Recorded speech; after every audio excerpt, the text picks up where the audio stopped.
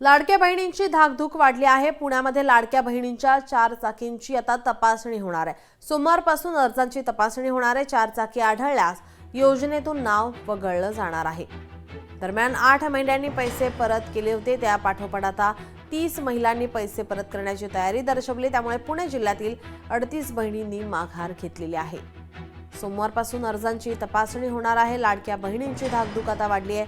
4 चाकी आढळल्यास योजनेतून नाव वगळलं जाणार आहे।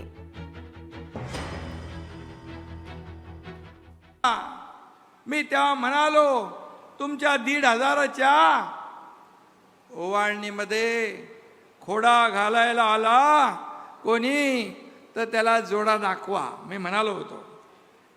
सावत्र भावांना त्यांची जागा दाखवा असं सांगून गेलो होतो। माझ्या बहिणींनी जोडा नुसता दाखवला नाही तर जोरात वाजवला पण।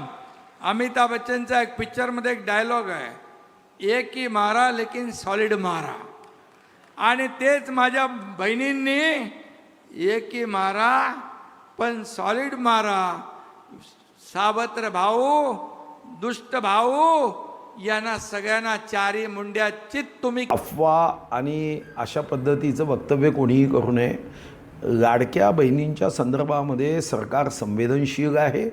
आपल्या लाडक्या बहिणींच्या खात्यामध्ये नियमित पैसे जातील आणि लाडक्या बहिणींच्या संदर्भात जेव्हा देवाभाऊचं सरकार आहे तेव्हा जोपर्यंत देवाभाऊ आहे तोपर्यंत लाडक्या बहिणीचा पैसा बंद होणार नाही।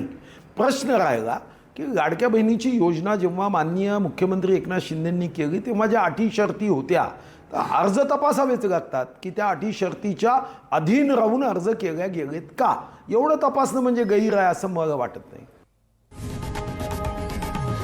लोकशाही मराठी ऐका, पहा, जागरूक रहा।